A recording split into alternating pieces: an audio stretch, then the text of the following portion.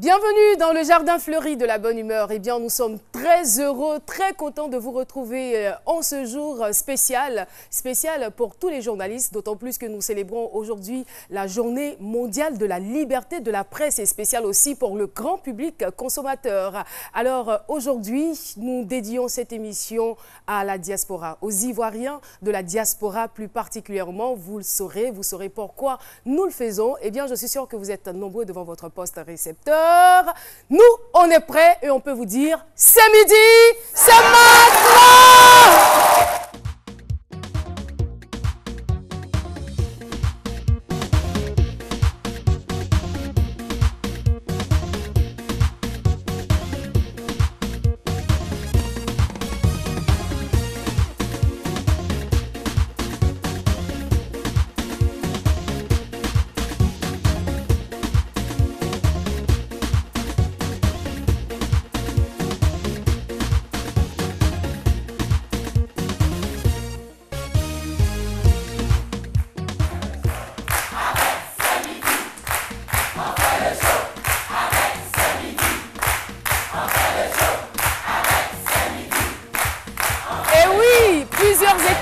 Avec nous aujourd'hui pour faire le show. Il faut compter au nombre de ces écoles. Le fan club, c'est midi. Et bien évidemment, on aura l'occasion de mentionner votre nom, de dire qui vous êtes, de rire avec vous, de sourire avec vous, de manger avec vous, parce que Chef Nguessan est là.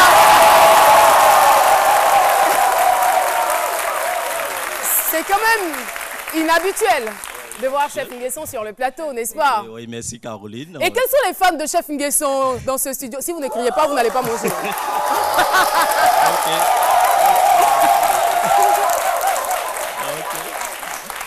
Tu les as repérés? Ouais. Tu as repéré tes fans? Donc, on va choisir dans cette école la personne qui va déguster le repas. Okay. Alors, Chef Nguessan, qu'est-ce que tu nous proposes aujourd'hui? Aujourd'hui, je vais proposer aux téléspectateurs un plat de chez nous. D'accord. Bon, c'est la sauce gnagna au bœuf fumé. Waouh, qui aime ça comme moi? La sauce gnagna au bœuf fumé, c'est ce qu'il nous propose. Ouais. Bon, et on saura après qui va t'accompagner à la cuisine. Bon, généralement, c'est une sauce que les Ivoiriens consomment quand ils sont un peu convalescents, juste pour leur remonter un peu la pêche. D'accord. Bon, c'est très bénéfique et puis ça donne de l'énergie au corps humain. Beaucoup d'énergie au corps humain et beaucoup d'énergie, il en dégage. Lui, c'est Alcine Sidibé. Merci Caroline, oui, tu as raison, je regarde vraiment beaucoup d'énergie. Aujourd'hui, c'est la journée mondiale de la liberté de presse. Il faut que je vous dise, sur ce plateau, on est libre. Oui, on est libre. Tous autant que nous sommes libres. Libres d'être heureux, libres d'être joyeux, libres d'être dans la bonne humeur parce que c'est midi. C'est maintenant.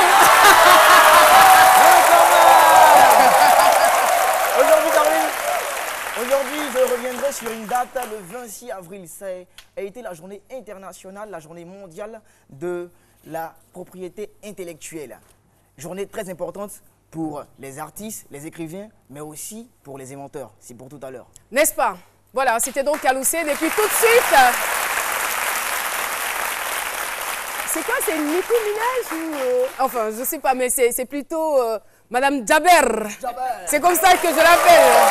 Lynn Jaber. Aujourd'hui, elle n'est pas du tout la policière de la mode. La policière de la mode apparaît sur ce plateau le vendredi. Tout à fait. Mais aujourd'hui, elle préfère la diva de la beauté. Voilà.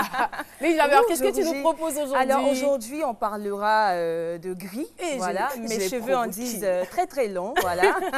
Mais ça te va en plus. Merci beaucoup et ça permet de changer de temps en temps. Donc vraiment, le gris est tendance et ça sera tout à l'heure, vous allez découvrir. J'ai failli ne pas te reconnaître, j'avoue.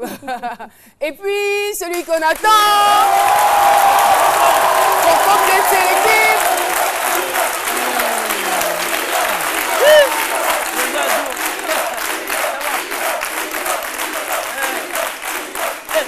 J'ai failli faire la brise en fait. Ouais. Ça me sort un peu. Ouais, c'est bon, c'est bon. Comment? Les gars, on va rompre un peu à la monnaie. Je m'assois où aujourd'hui là? J'ai trop duré, plus d'un an là, hein? Je m'assois où? Où ça? Où ça? Alors comme ça.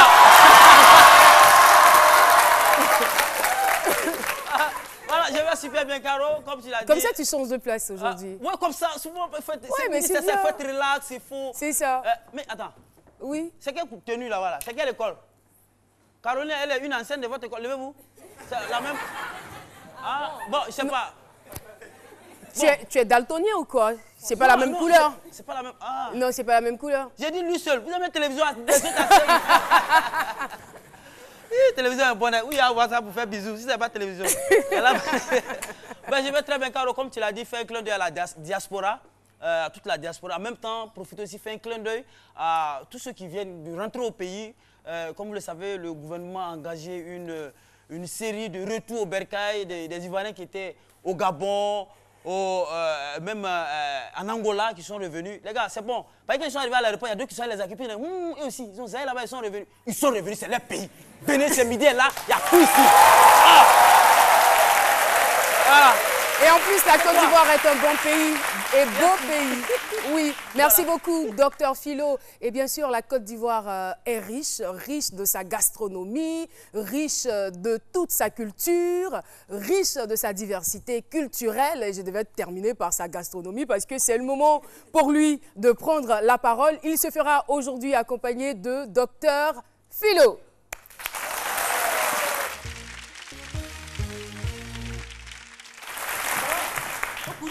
Un grand cuisinier, il doit faire le sport. Ça va, tu fais le sport souvent, hein, de temps en temps. Bien sûr. Voilà. Donc, cuisine, il faut courir, prendre poivre, sel, tout ça là. C'est aussi le sport. Voilà. Qu'est-ce que tu nous proposes aujourd'hui? Aujourd'hui, je propose aux téléspectateurs du bœuf fumé, Oui. et la sauce gnagnan au bœuf fumé. La sauce Gnagnan gnagnan au bœuf fumé. Bon, pour les ingrédients, il nous faut 1,5 kg de côte de bœuf fumé, Ouais. de la poudre de poisson, des oignons, Ouais. de la tomate, de l'api, du gnagnan écrasé. Ouais, Disons, c'est du gnagnan qu'on a fait déjà cuit et ensuite on écrase. On écrase avec quoi? Une machine là, ou bien avec caillou? Ouais, dans du talier. Du talier, voilà. Du C'est encore plus talier naturel. pour que Voilà. C'est encore plus naturel. Du piment, de l'eau et du sel. Ah, d'accord. Ça, c'est quoi? Côte? C'est pas côtelette, hein? Non, c'est côte. Et ça là, voilà. Ouais, les côtes de bœuf fumées. Et donc, comment on commence par quoi d'abord? Pour la technique de réalisation, Oui. il nous faut mettre les morceaux de bœuf dans la casserole. Les côtes de bœuf fumées Fumées. dans la casserole, oui. On ajoute le poisson, la poudre de poisson, les oignons, la tomate. Ah, mais attention, poudre, oignon, tomate, côte, c'est pas dur, il n'y a pas quelque chose. Non, non. Ça va pas brûler, hein? Non, c'est pour juste donner encore, élever encore plus. Oh, le goût. oh, oui. Et puis, on mouille légèrement, on laisse cuire à couvert pendant 10 minutes. Pendant 10 minutes, oui. Et après 10 minutes de cuisson, on ajoute... Le gnagnan? Oui. D'abord, après 10 minutes de cuisson, on retire les légumes, Oui. on les écrase dans du talier, on mouille et on couvre. Et ensuite, on renverse les légumes, la pâte Ça fait la obtenue, pâte, oui. et dans le récipient. On ajoute le gnagnan, on couvre et on laisse cuire encore 10 minutes. 10 minutes, ça fait 20 minutes, oui. Après 10 minutes de cuisson, on ajoute maintenant le lapi, et les gombo frais. Oui. On rectifie l'assaisonnement, et on couvre et on laisse Rectifier, cuire. c'est quoi? C'est Rectifier, c'est juste goûter. Goûter. Dans Ah, le goût, voilà. si tout est... Et si l'assaisonnement ça va, tout bien ça. fait, et puis on couvre, on laisse cuire encore 10 minutes 10 de minutes, cuisson. ok. Après 10 minutes de cuisson... Est-ce qu'on entend bien, chef Nguessan, parce que tu Oui, te rapproches les- beaucoup Moi, en plus tout de cas, moi, Philo je au lieu de l'attends. parler dans ton micro. Ok. Moi, je disais tout à l'heure... On l'entend, d'accord. Après 10 minutes de cuisson, maintenant on sert, c'est accompagné du riz. Il y a d'autres qui peuvent manger ça avec du foutou. Et puis bon, j'ai fait un clin d'œil. J'ai fait un clin d'œil. À qui? Tu fais un clin d'œil à quelqu'un? Ouais, aux Ivoiriens de la diaspora. Oui, oui. Ah, Bon, d'accord. qui sont à l'honneur. Et c'est une sauce qui est... En fait, qui est ils ont vraiment ça très là-bas, bien. mais Oui, c'est ils ont- congelé, tout ça. C'est Oui, pas mais naturel c'est comme tout- c'est qu'il y a ici. Non, non, mais Voilà. ce sont des produits qu'on essaie de... C'est ça, c'est ça. Et puis ensuite, quand ils amènent, ils essaient de conserver Ouais. pour la cuisson. Ah, d'accord. Alors, je leur conseille ça de temps en temps, de passer un peu africain. Et c'est très bon. Ok. Voilà, D'accord. chef Donc, on Nguessan, attend. de plus en plus à l'aise face son micro et à la caméra. C'est bien.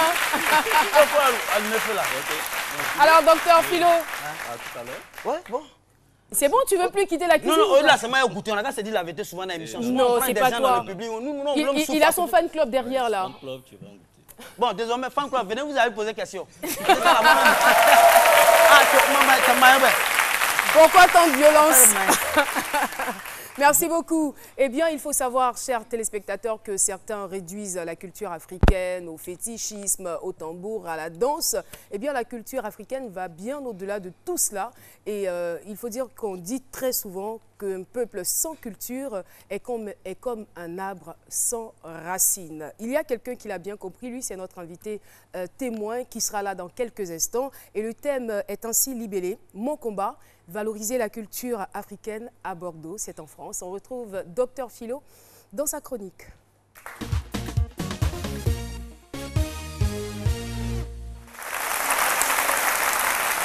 La culture africaine en France, à Bordeaux, ouais, entre parenthèses France. Bon, ça c'est pour ceux qui ne connaissent pas Bordeaux, hein. Bon, ça c'est nous. C'est comme nous, c'est comme Yopougo à Bobo chaque jour, non, on suit là. Donc Bordeaux, pour ceux qui ne connaissent pas Bordeaux, c'est... En fait, c'est en France là-bas, en fait. Dans le sud-ouest. Sud-ouest, hein. Oui. Voilà. Bon, merci pour la Dans le sud-ouest, et puis c'est à bordure de l'eau. Voilà, c'est au bord de l'eau, c'est on dit Bordeaux. C'est un peu comme les Guessabo là. C'est un peu comme les Guessabo. Lunettes à est cassée. Moi, il faut attraper mes lunettes. C'est un peu comme les... C'est en bordure d'eau, hein. Bordeaux, pour ceux qui ne connaissent pas, c'est à Paris. Mais quelqu'un qui... Bordeaux, c'est à Paris. C'est en France. Aïe. C'est en France. Il y a quoi? C'est ta chronique. Et donc, tu as entendu ce qu'il a dit? Il y a quoi? C'est ta chronique. On ne le dira jamais assez. On dit l'Afrique est le berceau de l'humanité, mais il y a des gens qui ne comprennent pas. Moi, je dis, je préfère plutôt qu'on dise que l'Afrique est l'humanité du berceau. Peut-être que les gens vont comprendre désormais. Voilà, quand on va dire l'humanité du berceau, ils vont comprendre. Quand on allait à l'école primaire, on nous disait chaque fois que l'Afrique, les premiers ossements ont été découverts en Afrique. Grand Doldoé, Broken Hill, quoi, les élèves là, vous qui êtes là, Grand Dessela, hein? Voilà. Et l'Afrique est un vaste patrimoine culturel. Il y a tout en Afrique. Maintenant, si lui va prendre pour nous les Africains, aller valoriser ça de l'autre côté, c'est une bonne chose. Oui. Bon, même s'il ne va pas valoriser, nous on a pour nous ici, même s'il ne va même pas faire, on s'en fout. Mais c'est parce qu'il ne croit pas à ce que, comme Carole a dit, les gars essaient de mystifier la chose. Notre culture est traitée de tous les mots. Voilà, donc il va valoriser ça, c'est une bonne chose. Mais il n'a qu'à trier. Il n'a qu'à trier, comme je le disais tantôt, l'Afrique c'est un vaste réseau culturel, culinaire, il y a toutes sortes de cuisines là-bas. Il n'a qu'à aller là-bas. Ce serait très intéressant. Puis ici aussi, on a nos remèdes aussi. Imaginez un petit blanc qu'on périche, ouais, puis un bébé français qu'on périche. Ouais, c'est ça. C'est l'Afrique. Oui, c'est l'Afrique. Un petit français qu'on périche, il va sourire, mais c'est bon, ça le soigne. Coco se soigne ici. La nourriture. Mais est-ce que toi, tu continues de te purger, Philo? Moi, oui. Ben, ça fait plus de 15 ans maintenant que je le faisais. Et puis moi-même, là, si on doit me purger encore, c'est que je suis dans le coma. Non, mais tu ne le sauras pas. J'ai appris à accepter ça. On ne te le souhaite pas. On ne le souhaite pas. Non. Donc, je dis et pour conclure, pour conclure, je dis qu'il y a tout ici. Il y a tout ici, donc s'il quitte l'Afrique, puis quand on dit culture, comme tu l'as dit, c'est pas seulement la danse. Même si c'est la danse, mais qu'il laisse les roucascas, les mbala, comment la danse sénégalaise, le mbala, on fait tête comme ça là. Après ils vont envoyer ça chez les blancs, sinon les blancs, ils vont faire les têtes risquent de s'envoler en l'air et ça n'a pas trop arrangé les choses. Voilà. Mais pour conclure, véritablement, pour conclure dans la conclusion, il va valoriser la culture africaine là-bas. Il n'a qu'à prendre un peu pour venir valoriser ça ici. On en a besoin ici. C'est compris, voilà, on en saura davantage. Merci beaucoup. Docteur Philo, pensez-vous que la diaspora ivoirienne œuvre suffisamment pour la culture africaine en France? C'est donc la question qui a constitué notre micro-trottoir. La diaspora ivoirienne œuvre beaucoup pour la culture africaine dans la mesure où nous constatons qu'il y a des groupes de danse, des groupes de mode qui font la promotion du pagne africain à l'étranger, en France précisément. Il y a des salons organisés en France, les groupes de danse, surtout ceux qui tapent du tam-tam là, on le voit aussi dans des manifestations en France. Donc on peut dire que la diaspora ivoirienne fait beaucoup pour la Côte d'Ivoire, mais il reste encore beaucoup à faire. Nous constatons de nos jours beaucoup de manifestations à l'étranger, bien évidemment en France. Nous voyons des danses africaines, ou du moins c'est ivoiriennes, qui sont représentées en France. Des danses ivoiriennes qui sont exécutées en France. La culture ivoirienne doit se vendre à l'étranger. Et c'est ce qui nous inspire un peu, nous les étudiants que nous sommes, à vraiment œuvrer pour que notre culture soit représentée un peu partout, en Afrique et puis bon, en Occident. Je ne crois pas parce que, étant africain même en France, un Africain en France, il va se chercher. Il n'a même pas le temps pour la culture de son continent. il n'a pas le temps pour lui-même, en plus forte raison, avoir le temps de son continent en France. Donc je ne crois pas que la promotion de la culture africaine est faite par les Africains en France. Je ne crois pas. Quand on voit les activités de Magic System qui sont toujours en Europe, en tout cas plein d'artistes qui valorisent la culture ivoirienne en Europe, souvent on voit.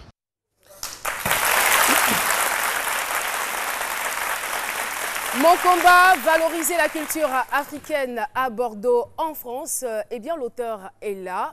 C'est un battant. Il aime l'Afrique, il aime la culture africaine. J'ai nommé Kouléon Monet, que je vous demande d'applaudir. Monsieur Kouléon Monet. Bonjour, installez-vous.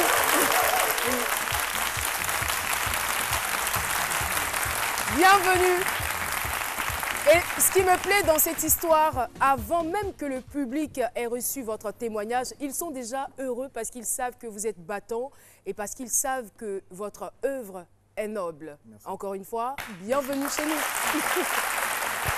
Bienvenue au pays. Alors, je veux rappeler juste le sujet. Mon combat, valoriser la culture africaine à Bordeaux. Monsieur Kouléon, cela fait plusieurs années que vous vivez maintenant en France, ouais. C'est bien cela. Oui, oui, qu'est-ce qui vous a fait partir en Europe? Comme un de vos spectateurs, enfin le micro-trottoir, il y a quelqu'un qui l'a dit, hein, aller se chercher au départ. Donc l'Occident avec ce que ça a d'attrayant et d'attirant et tout ça au départ. Mais bon, voilà, on se lève, on y va un matin. Qu'est-ce qui vous fascinait là-bas? Non, c'est ce qui est justement ancré en nous, au plus profond de nous, tous en tant qu'Africains, parce qu'on est ancienne colonie. Tout à fait. Dans nos habitudes, dans notre vécu quotidien, nos habitudes alimentaires, notre quotidien, c'est l'Occident, c'est que l'Occident nous a laissé. C'est le rêve, en fait. C'est le rêve. Donc, au départ, c'est cela. On s'est dit, on peut avoir une situation meilleure en arrivant là-bas. Et puis souvent, quand on arrive, enfin, chacun, comme on dit, chacun a son histoire quand il arrive en France. Mais c'était quoi, la vôtre? C'était quoi? Est-ce que ça a été une désillusion Non, non, ça a été une très belle expérience. Parce que pour moi, au départ, j'ai fait l'INGS d'Abidjan. Donc, je sortais professeur d'EPS. Je me disais, non, que ce n'est pas la vie que je voulais, quoi. Voilà, je l'avais fait par rapport à mon père. À qui je rends hommage parce que c'est grâce à lui que je suis revenu, M. Kouléon Benon-Assis, qui est décédé en 2004. Donc, justement, au départ, c'était pour l'emmerder que j'avais choisi cette option. Sinon, ce n'est pas ce que je voulais faire dans ma vie au départ. Et donc, quand je finis ma formation à l'INGS, ben moi, je vais aller chercher une vie meilleure. Je vais aller m'enrichir en un an en France. C'était ça au départ. Et quand on arrive... Vous aviez reçu déjà des témoignages que là-bas c'était l'Eldorado, c'est les grands frères qui viennent, dès que vous y êtes. Ce que nos frères voient ici tous les jours et qui continuent de s'accentuer avec les vendeurs d'illusions qui viennent à Abidjan en vacances et tout ça. Donc on croit qu'arriver là-bas, on va ramasser de l'argent, on va faire un jossi et puis en une semaine on sera riche. C'est faux. C'est dur. Il y a des Français qui sont pauvres, qui dorment dans la rue. C'est clair. Voilà, donc quand j'arrive là-bas, bon, moi j'ai la chance, je suis un battant. C'était en 2001 En 2000, voilà, j'ai fait des études. Donc quand j'arrive, en moins de 3 ans, j'ai une très bonne situation. Et puis quand j'arrive en France, je suis bien accueilli. Donc je me accueilli par qui? Par mon frère. D'accord. Donc je ne me retrouve pas dans une cité à galérer et tout ça. Je me retrouve d'abord dans une ville qui est très accueillante, qui est Bordeaux, où on peut se balader sans papier. Donc ça a facilité beaucoup de choses. Vous nous avez ramené du vin? Je vends du vin à Abidjan. Et je fais même mieux. Juste pour vous charrier, voilà, d'accord. Je fais même mieux. Donc, on y reviendra, y reviendra. Alors, ce qui serait intéressant de savoir, puisque vous dites que vous valorisez la culture africaine à Bordeaux, qu'est-ce que vous faites concrètement? Justement, pour revenir un peu au micro-trottoir, 80% des personnes qui ont parlé ont limité la culture africaine à la danse. Non, les Africains, c'est pas que la danse. Musique, c'est ce que je disais à l'entame. Et c'est le cliché que nous-mêmes, on accepte déjà à la base. Quand un Français est arrêté devant vous, l'Africain, il est bon vivant, il est rigolo, il est marrant, il est gentil. Voilà comment on te le dit. Et tu danses bien. Mais ce n'est pas forcément un défaut en soi. Non, non, c'est bon. Mais pourquoi me limiter à ça? Il y a des scientifiques, il y a des médecins, il y a des chercheurs, il y a des hommes d'affaires. Il y a ces midis. Bien sûr. Un plateau comme ça, on l'avait pas. Bien sûr. Il y a ces midis. Grâce à M. Amadou Bakayoko. Voilà. Alors, votre vision, c'était de casser tous ces codes-là, tous ces stéréotypes-là. Voilà, parce que moi-même, je l'ai refusé en premier. J'ai mes enfants qui grandissent en France. J'ai pas envie que mes enfants frôlent les murs, j'ai pas envie que mes enfants deviennent des bounty. Le bounty, c'est un chocolat qui est noir dehors et à l'intérieur, c'est blanc. Et beaucoup d'Africains, pour être bien intégrés, pensent qu'il faut devenir blanc. Non, on ne devient pas blanc. Mais justement, comment est-ce que vous arrivez à éviter cela, puisqu'ils sont là-bas? Je suppose qu'ils côtoient chaque jour à l'école des Blancs, ils vont rencontrer des Blancs partout, mais c'est clair qu'ils vont quand même adopter la culture européenne, même si à l'extérieur, ils demeurent des bounty, des Noirs, comme vous le dites. Exactement, c'est pour ça qu'il y a eu de grands débats en France. Il y a l'intégration et il y a l'assimilation. La différence, c'est quoi? L'assimilation, c'est devenir l'autre. Je ne peux pas devenir l'autre, je suis moi. Maintenant, comme je vis chez lui, il faut que je me conforme à ses lois, à ses règles, etc. Voilà, donc quand je viens à Abidjan, je ne vais pas faire le blanc. Je viens chez moi. Donc je vais manger la sauce gnagnan de chef. Je suis chez moi. Faire le blanc, c'est quoi? Mais faire le blanc, c'est mimer. Justement, c'est mimer. Et c'est ce que beaucoup n'ont pas compris, en fait, dans cette forme d'assimilation. Et je pensais que vous me diriez que faire le blanc, c'est refuser ce qu'on est. Mais justement, parce qu'une fois qu'on rentre dans une phase d'assimilation, ça veut dire qu'on refuse qui on était avant. C'est-à-dire que je ne suis plus moi et je deviens quelqu'un d'autre. C'est là où c'est dangereux. Or, l'Afrique et l'Africain, d'abord l'Afrique, quand on dit en France, une petite anecdote. Je rencontre un Français qui me dit, tu connais Mamadou? J'ai dit, c'est qui? Il dit, c'est un Sénégalais. Donc, comme je suis africain, donc je connais Mamadou qui est sénégalais. Or, l'Afrique, c'est 54 pays. Voilà. Donc, moi, je lui ai demandé en retour, est-ce que tu connais Düsseldorf? Il dit non. J'ai dit, mais il est allemand. Il dit, mais... Non. La prochaine fois. Donc, c'est un peu des anecdotes comme ça. Il y en a plein, il y a plein de clichés comme ça qui font que, non, il faut casser ces clichés-là pour aller dans autre chose. D'accord, Lynn. Mais c'est vrai qu'en fait, à un moment donné aussi, les Blancs disaient comme ça que tous les Noirs se ressemblent. Je dis, quand tu as peut-être, par exemple, ta carte d'identité ou encore ton passeport et tout, ils n'arrivaient pas à faire la différence entre les différentes personnes. Bon, ça, c'était une parenthèse. C'est vraiment très noble, en fait, ce que vous faites à Bordeaux. Mais est-ce que ce n'est pas une manière de refouler l'intégration? Parce que tout à l'heure, vous parliez d'assimilation et d'intégration. D'accord. Non, ça part d'un truc simple. Ce n'est pas à quelqu'un de te dire que tu es belle. C'est à toi d'accepter que tu es belle. Vous allez sur les réseaux sociaux, il y a beaucoup d'Africains qui écrivent « Je suis fier d'être noir ». Pourquoi tu es fier d'être noir? Tu es fier d'être ivoirien, tu es fier d'être malien. Pourquoi tu dis que tu es fier d'être noir? Pourquoi tu te réduis à une couleur? Peut-être en réponse au Mais justement, racisme. je n'ai jamais vu « Je suis fier d'être blanc ». Pourquoi on dit toujours « Je suis fier d'être noir » Non, tu es d'un pays, tu es fier de ce pays, tu présentes ce pays, tu présentes ses richesses. C'est ça qu'il faut faire. Donc, selon vous, cette phrase, cette affirmation cache un certain des complexes. complexe. Ça cache des complexes, ça cache pas mal de choses. Donc, moi, je dis, je ne vais pas aller chez le voisin pour lui dire, regarde la maison qui est à côté, comment elle est vilaine, en sachant que c'est ma maison. Donc, je ne vais pas aller chez l'autre pour lui dire, l'Afrique est vilaine, parce que dans des débats, oh non, si vous avez remarqué, à la moindre occasion, on dit, les Africains même, à la moindre occasion, on dit, oh, ça, c'est les Noirs, ça. Mais pourquoi on se limite à ça? Pourquoi on intègre ce genre de clichés nous-mêmes? Non, on refuse ça. Si le gars n'est pas correct, c'est ce type-là qui n'est pas correct. Il ne faut pas l'assimiler à tout le monde. D'accord. Alors, face à tous ces clichés, je ne parlerai même pas de racisme, qui est quelque chose de réel. C'est quoi votre stratégie pour convaincre les Européens d'adopter la culture africaine? C'est ce que j'ai dit tout à l'heure. J'ai dit, c'est à moi de montrer que je suis beau.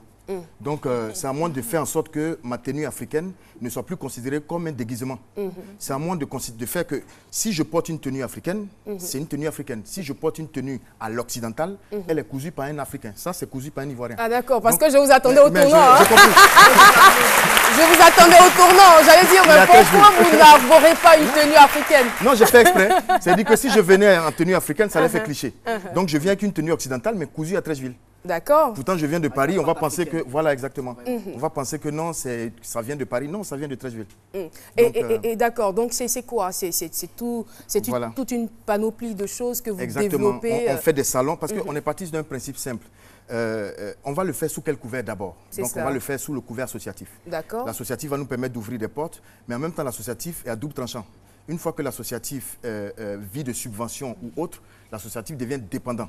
Donc nous, on ne veut pas être dépendant parce que la main qui est tendue, c'est la main qui est commandée. On ne veut pas être commandé. D'accord, c'est une association à but non lucratif. À but non lucratif, mais qui n'a jamais demandé de subvention et qui n'a même pas de cotisation de membres à l'intérieur. Et comment est-ce qu'elle vit alors? Parce qu'une association a le droit de faire du business. Ce que les gens ignorent.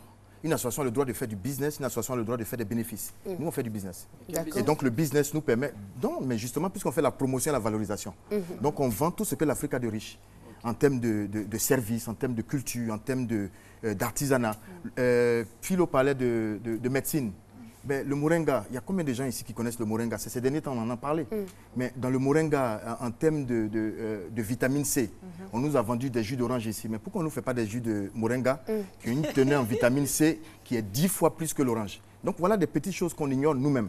Et donc qu'on doit pouvoir s'intégrer. Voilà. Et c'est quoi les activités? Je reviens toujours là-dessus parce que je veux savoir... Ouais.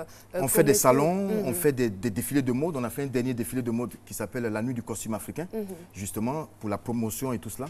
Et donc on fait des colloques, on fait des conférences. On fait aussi de la promotion économique. Je fais venir des entrepreneurs ici et je fais aussi la promotion d'entrepreneurs africains en France. Donc c'est une relation bilatérale en fait. Voilà. Parce que nos gouvernants, pas qu'en Côte d'Ivoire, mais en Afrique, ont l'impression que le vrai business va se faire avec les grosses entreprises. Non, non, non. Ce n'est pas avec les grosses entreprises. C'est les PME, les petites entreprises. Et donc, si on arrive à valoriser le secteur des petites entreprises, mais c'est l'économie directe qui va se mettre en marche. Donc, quand vous prenez d'Adjamé jusqu'à Vridi, vous voyez au bord des routes ivoiriennes des gens qui font des canapés. Il y en a même qui font des portails. Le portail coûte 700 000 francs, mais le gars, il paye juste une taxe municipale. Donc, si on arrive à prendre des gens comme ça et à les transformer en PME, ça veut dire que c'est des gens qui vont avoir du boulot, c'est la CNPS qui va tourner, c'est l'économie de marché qui se met en marche. C'est ce qu'on essaie de faire. Moi, je suis tellement fière et tellement ému de vous entendre parler parce qu'au-delà d'un simple thème que nous sommes en train de développer ici sur ce plateau, on se rend compte à quel point beaucoup de problèmes sont en train d'être résolus en même temps. C'est-à-dire la prise de conscience de nos valeurs africaines, aussi l'acceptation même de ce qu'on est. Et on parle aussi de l'économie, c'est-à-dire que comment l'Afrique peut-elle sortir de l'ornière, comment l'Afrique peut-elle sortir de la pauvreté. Cela commence par le fait qu'elle ait conscience d'elle-même, qu'elle ait conscience de ses valeurs, de ses atouts. Et vraiment, vous êtes à féliciter, monsieur. Merci beaucoup. Vraiment. Je vais rebondir sur le chef. Le chef cuisinier. Voilà, je vais rebondir sur le chef. On a lancé un projet à Bordeaux qui s'appelle Vin et saveurs d'Afrique. Pour rebondir un peu sur le chef. D'accord, parce qu'il avait même une question dans ce sens, je crois. Oui, on t'écoute. Bon, j'aimerais savoir qu'est-ce que vous faites au niveau de l'Europe concernant la cuisine africaine. Qu'est-ce qui... Justement, on a lancé un projet qui s'appelle Vin et saveurs d'Afrique. On a fait déjà 2 éditions. Et l'objectif de Vin et saveurs d'Afrique, c'était... Pourquoi Vin et saveurs? Parce qu'on est à Bordeaux. Donc, c'était déjà de faire de l'alliance des vins de France et des mets et des saveurs africaines. Ce qu'il faut savoir, c'est que l'Afrique, on ne lui reconnaît pas de la gastronomie. On dit c'est de la nourriture, ils mangent. Voilà, donc on ne reconnaît pas nos produits.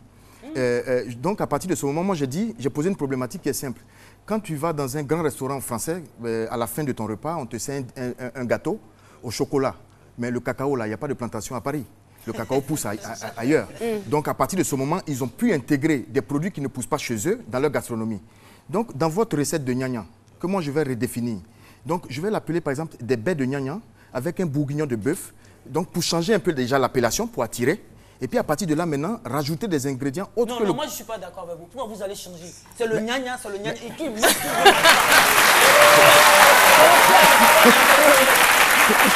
suis totalement d'accord. Je vais mettre peut-être... C'est le gnagna, c'est le gnagna. Vous dites, ils sont fiers d'être africains. Non, non, là, on ne change pas pour eux. C'est non gnagna. Proposez-leur le baté souko. Par exemple, le foutou, banane dure, banane non mûre. Mais Philo, je vais répondre à Philo. D'accord. Philo, justement, le principe... Demandez-leur de ne plus grignoter, de manger désormais. Ça, c'est vrai, c'est ce que Philo dit. Maintenant, le principe dans la gastronomie, c'est de pouvoir intégrer des choses qui sont restées longtemps traditionnelles. Et donc, de faire en sorte qu'elles conservent leur identité, mais qu'elles puissent se vendre à travers le monde. Sinon, il y a des gens qui critiquaient Magic System ici, on leur disait qu'ils ne faisaient pas du zouglou. Aujourd'hui, on est fiers de Magic System avec ce qu'ils font. Ouais, parce qu'ils ont compris que s'ils restaient enfermés, ce n'est pas le marché ivoirien. Il faut aller à l'étranger. C'est cela. Donc, comment aller vendre nos gnagnas à l'étranger? On va toujours l'appeler gnagna, mais en rajoutant baie de gnagna, le type a envie de savoir ce que c'est, parce que ça ressemble à des baies. C'est clair. C'est clair. Oui. Moi, je pense que c'est vraiment intéressant parce que j'adore le projet de gastronomie et vin africain. Et moi, je pense que c'est une idée que je vous donne de développer un autre projet pour vraiment valoriser et faire la promotion des inventions et des innovations de Côte d'Ivoire. Pour que nous, parce que je suis le représentant des inventeurs ici en Côte d'Ivoire, parce que ces inventeurs qui sont ici, qui sont pas dans cette émission en Côte d'Ivoire, d'accord. Oui, okay. Oui, mais vraiment, je suis leur voix, je suis leur porte-parole, vraiment. C'est clair. Je travaille en collaboration directe avec M. Djibril Koulibaly. Et donc, pour revenir rapidement, ça sera vraiment intéressant pour ces inventeurs-là ici d'aller à l'extérieur, déjà confronter leurs idées, essayer d'apporter ce qu'ils ont ici et puis essayer de pouvoir puiser de là-bas. Tout ça pour amener au pays. Mais je vais profiter de votre antenne alors. Non, mais c'est clair. J'ai rencontré un jeune Ivoirien qui fait des chaussures. C'est un artisan bottier. Il est doué. Je peux donner son nom, il s'appelle King Natif. C'est un artisan bottier. Je l'ai rencontré sur Facebook. On a échangé, j'ai fait un déplacement pour venir le voir dans ses ateliers. Il fait des choses extraordinaires. Et donc, j'ai fait la promotion de King Natif en France. Et j'ai invité King Natif pour venir pour la dernière édition de la Nuit du costume. Et il y avait même des gens qui l'attendaient pour la distribution de ses produits. King Natif n'a pas eu le visa. Je ne peux pas donner de visa. Donc, c'est là où le blocage s'est mis en place. Quelqu'un qui a du talent, qui a habillé des gens ici, mais je n'ai pas envie de citer le nom, mais il a chaussé de grandes personnes ici, de grandes personnalités. Il n'a pas eu le visa. Donc, à partir de ce moment-là, je lance l'appel aux autorités françaises présentes ici de permettre à ces artisans-là de pouvoir, justement, c'est frustrant parce qu'ils ont du talent et puis ils ne peuvent pas sortir parce qu'on ne peut pas avoir le visa pour aller les vendre. Donc, oui, on fait ça en France, on reçoit des gens, même à BEM Bordeaux, l'école de business et de management. Moi, j'ai reçu des Nigérians là-bas en conférence pour présenter, puisque notre association n'est pas ivoirienne, je suis ivoirien, mais l'association est africaine. Il y a 34 nationalités. Super. Donc, on arrive à faire des choses pas mal dans ce domaine. Et on a même un magazine aussi. Il faut dire que c'est une famille de battants quand même, parce qu'on a reçu son petit frère ici qui nous a proposé quelque chose d'innovant. C'était l'Até Burger. Vous vous en souvenez? Oui. Ouais, Até Burger, son frère. Est-ce qu'on a une image de son petit frère là? C'est bon, ça peut venir. La Toukou qu'il a essayé d'adapter. Ah oui, voilà. Voilà. Il y a quand même une petite ressemblance. Hein. Le grand frère est certainement la copie améliorée. Je n'ai rien dit, je suis de passage. En tout cas, merci pour cet enrichissant entretien et expérience. On va vous donner l'occasion de parler à vos frères africains, en particulier par rapport à la culture, par rapport à ce que vous faites. Moi, je vais dire franchement à nos frères que nous sommes riches de notre culture et notre culture ne se limite pas que à tout ce qui est artistique. C'est toute la richesse de l'héritage que nous avons eu de nos ancêtres africains et nous avons le pouvoir de faire changer les choses. Mais cette volonté-là dépend de nous seuls. Voilà, ce n'est pas à l'autre de dire que tu es beau, c'est à toi d'affirmer que tu es beau. À partir de ce moment, tu arrêtes de prier devant ton frigo parce qu'il n'y aura pas de miracle qui va s'opérer. En priant 3 jours de jeûne devant ton frigo, lève-toi, sors, va chercher. Merci beaucoup. Cherchez. Très belle conclusion. Merci infiniment, M. Kouléan Monet. Mon combat, valoriser la culture africaine, c'était donc le thème abordé avec lui. Et j'espère bien que la caméra viendra sur moi parce que je suis belle. Et parce que je suis belle, je vous annonce la pub.